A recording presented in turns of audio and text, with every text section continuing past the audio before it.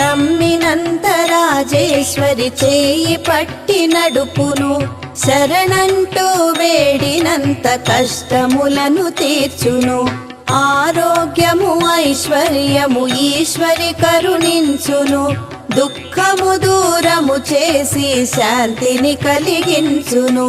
రాజేశ్వరి దేవిని భక్తితో స్మరించుము, రాహుకాల పూజ చేసి శుభ ఫలములు పొందుము.